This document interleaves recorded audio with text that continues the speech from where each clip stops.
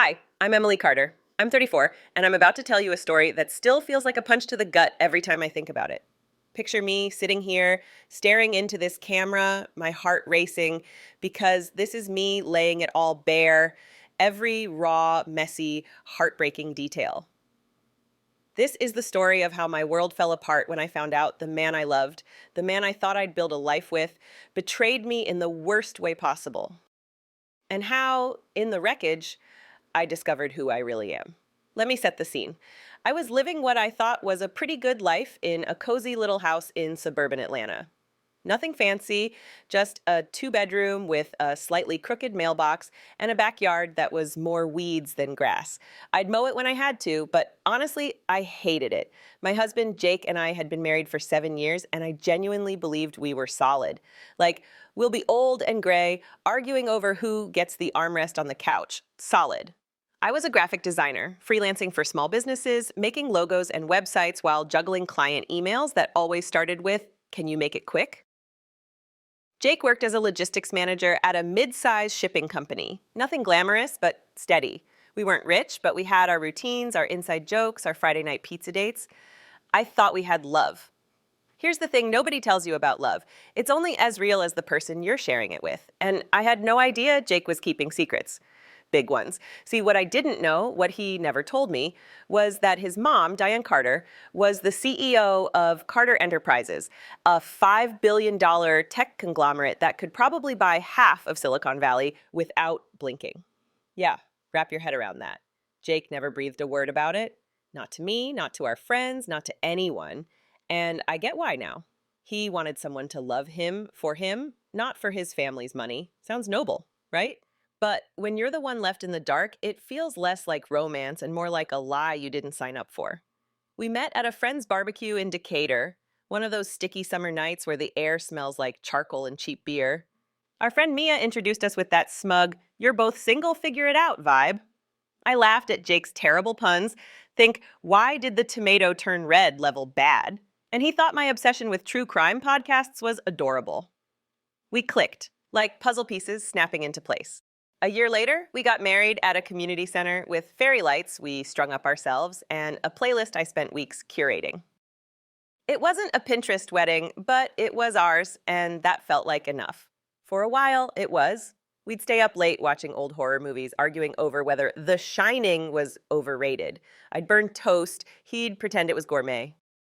We dreamed about traveling to Italy someday, maybe opening a little coffee shop together. Silly, big dreams that felt possible as long as we were a team.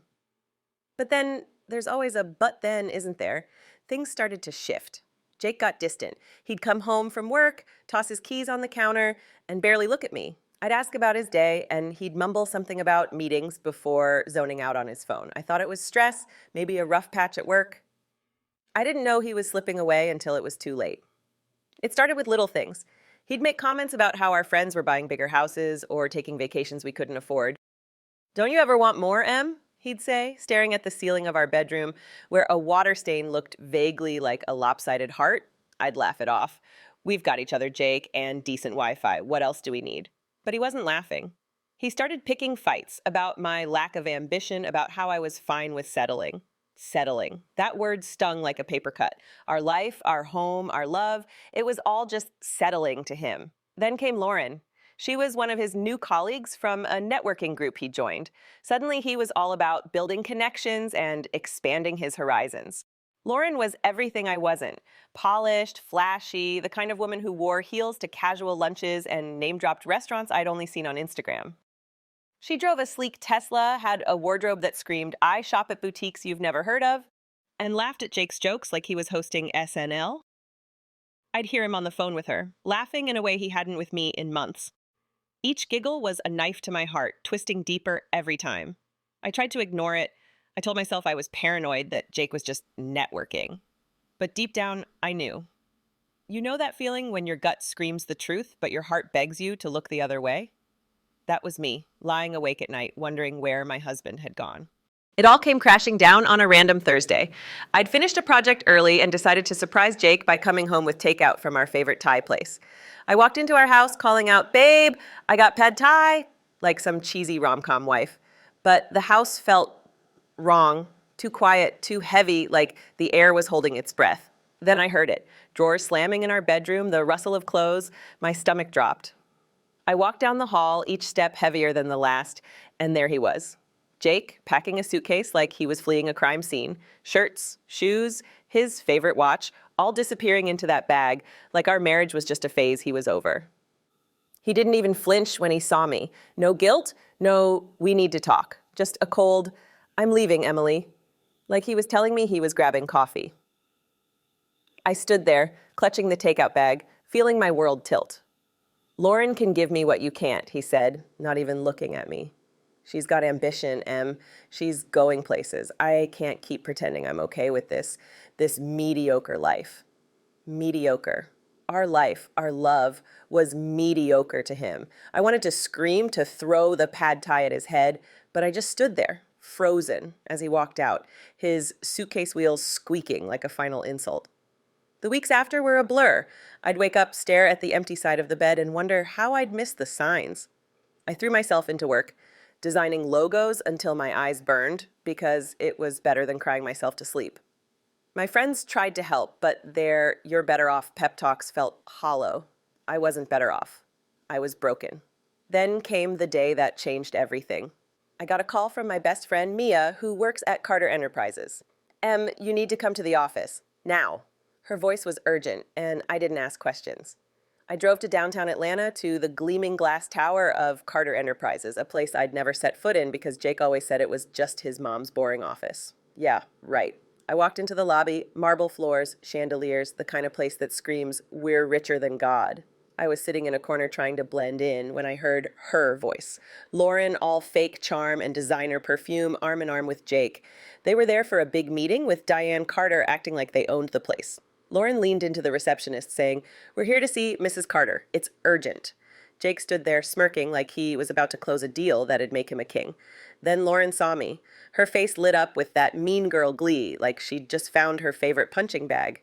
"Emily, here to beg for a job?" she said, loud enough for the whole lobby to hear. "Poor thing, scraping by on your little designs." Jake chimed in, "This isn't your scene, Em. Stick to your coffee shops." The humiliation burned, but I stayed quiet, my heart pounding. They didn't know what was coming. The elevator dinged, and out walked Diane Carter, Jake's mom, in a power suit that could intimidate a Navy SEAL. The air shifted like the room was bracing for impact. Lauren, oblivious, strutted over, hand outstretched. "Mrs. Carter, I'm Lauren, Jake's fiancé." Fiancé. My heart stopped. They were engaged? Already? Diane didn't take her hand. She looked at them like they were gum on her shoe. "Emily," she said, her voice warm but commanding. "You're early. Good." Lauren's smile froze. Jake's face went white. Diane turned to them, her eyes ice cold. "I fired your father, Lauren. He was stealing from my company. You two, out, now." The lobby went silent. Lauren stammered, "But Jake's your son." Diane's laugh was terrifying. "Yes, my son, who you left for her," she said, nodding at Lauren. "You thought you were trading up. Big mistake." Security appeared, and as they escorted Jake and Lauren out, I saw the realization hit them. Their world was crumbling. I stood there, shaking, as Diane put a hand on my shoulder. "You deserved better, Emily," she said, and in that moment, I knew she was right. Jake's betrayal wasn't my failure. It was his. He'd chosen glitter over substance, and now he was paying the price. Months later, I heard through the grapevine that Lauren's family business tanked. No one would touch them after the fraud scandal. Jake was back to square one, probably regretting the day he walked out. Me, I'm rebuilding. I started my own design studio, and I'm dating again. A guy named Sam who thinks my true crime obsession is endearingly weird. He knows everything about me, no secrets, and loves me for it.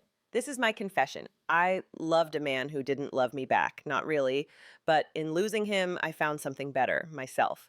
And that's a story worth telling.